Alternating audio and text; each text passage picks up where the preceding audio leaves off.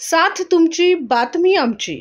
मंत्रिमंडळाची आज बैठक झाली। या बैठकीत 10 महत्त्वाचे निर्णय घेण्यात आले। यापुढे शेतजमिनीच्या वाटणी पत्राच्या दस्तास लागणारी नोंदणी फी माफ करण्याचा निर्णय राज्य सरकारने घेतलाय। तसेच इचलकरंजी जालना महानगरपालिकांना भरपाईपोटी 657 कोटी 392 कोटी रुपये देण्याचा निर्णय घेतलाय। रायगड जिल्ह्यातील पेण येथील सुहित जीवन ट्रस्ट संचलित एकलव्य व्यवसाय प्रशिक्षण केंद्र या मतिमंद प्रवर्गाच्या कार्यशाळेस 75 अनिवासी विद्यार्थी संख्येस अनुदान तत्वावर आज झालेल्या मंत्रिमंडळ बैठकीत मान्यता देण्यात आली आहे। तसेच सामाजिक न्याय आणि विशेष सहाय्य विभागाच्या शासन निर्णयातील आकृती बंधानुसार शिक्षक आणि शिक्षकेतर संवर्गाची एकूण 14 पदे अनुज्ञेय होत असल्याने त्याकरिता येणाऱ्या 58,37,908 रुपयांच्या दरवर्षीच्या खर्चासही मंजुरी देण्यात आली आहे।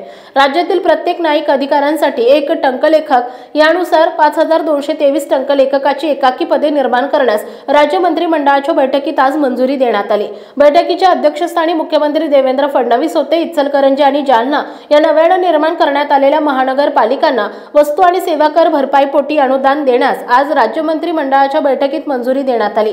बैठकीच्या अध्यक्षतेखाली मुख्यमंत्री देवेंद्र फडणवीस होते। या निर्णयामुळे पुढील 5 वर्षात इचलकरंजी महानगरपालिकेस 657 कोटी आणि जालना महानगरपालिकेस 392 कोटी रुपयांचा निधी प्राप्त होईल। शेतजमिनीच्या वाटप पत्राच्या दस्तावर आकारण्यात येणारे नोंदणी शुल्क माफ करण्याचा निर्णय आज राज्य मंत्रिमंडळाच्या बैठकीत घेण्यात आला।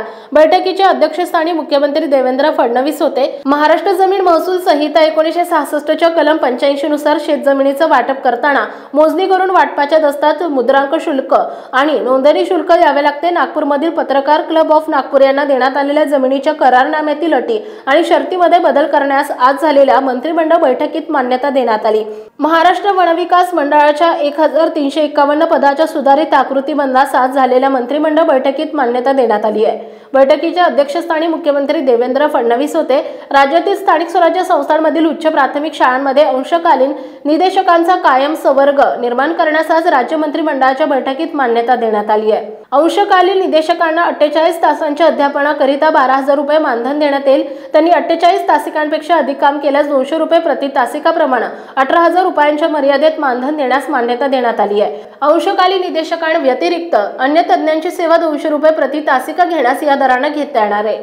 आपल्या परिसरातील महत्त्वाच्या बातम्या पाहण्यासाठी जय हिंद टाइम्स चॅनलला YouTube वर सबस्क्राइब करा आणि बेल आयकॉन प्रेस करा।